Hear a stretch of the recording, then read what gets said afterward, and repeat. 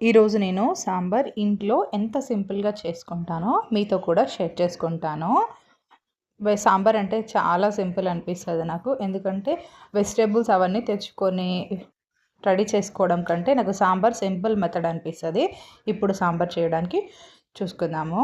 తూర్దాలు కావాల్సినంత క్వాంటిటీ తీసుకొని నీటితో 1కి 2 సార్లు వాష్ చేసేసి అందులో ఉప్పు అండ్ పసుపు వేసుకొని పక్కన పెట్టుకోవాలి. సాంబార్ అంటే టేస్ట్ కోసం వెజిటేబుల్సే వాడతాం కదా.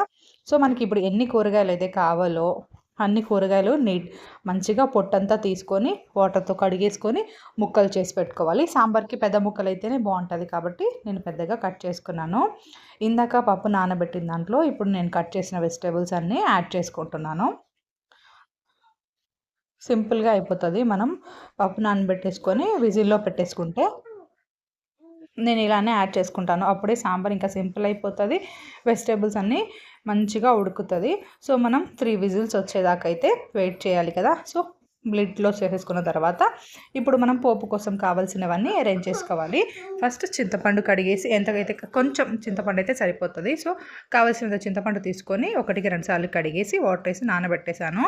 ఇక్కడ ఆనియన్, వెల్లుల్లి, చిల్లీ అండ్ ఫ్రెష్ కరివేపాకు ఇవన్నీ పోపు కోసం.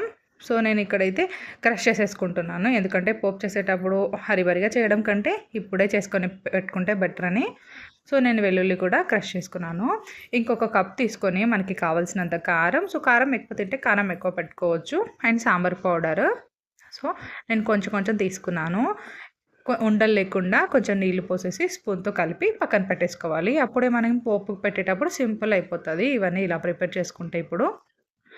సో ఇది కలపడం అయిపోయాక అండ్ చింతపండు నానుతుంది. ఆలోపు చింతపండు అయితే నానిపోయింది కదా. సో ఇప్పుడు మనం చింతపండు మొత్తం క్రష్ చేసేసి గుజ్జు అయితే తీసుకోవాలి.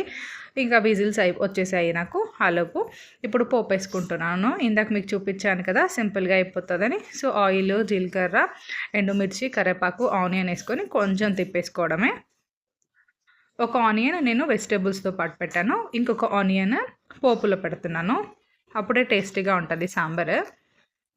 సో ఇలా అన్నీ కొంచెం అంతగా సాఫ్ట్గా కావాల్సిన లేదు. ఎందుకంటే ఆల్రెడీ అందులో మనం యాడ్ చేసాం కాబట్టి. ఆనియన్ కొంచెం ఫ్రై అయ్యాక వెల్లుల్లి కూడా వేసేసి ఇప్పుడు లిడ్ తీసేసి చూడండి ఎంత సాఫ్ట్గా ఉడికిపోయిందో.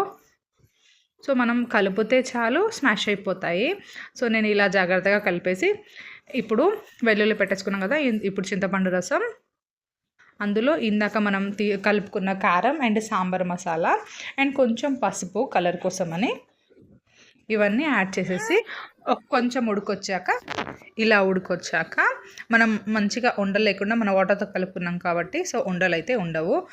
మంచిగా అవి పచ్చివాసన రాకుండా బాయిల్ అయిపోయిన తర్వాత ఇప్పుడు మనం విజిల్ పెట్టుకున్న పప్పు అండ్ కూరగాయలన్నీ సాఫ్ట్గా కుక్ అయిపోయాయి కదా. సో అన్నీ అందులో కలిపేసుకోవడమే. మనకి సాల్ట్ ఎంత కావాలో చెక్ చేసుకొని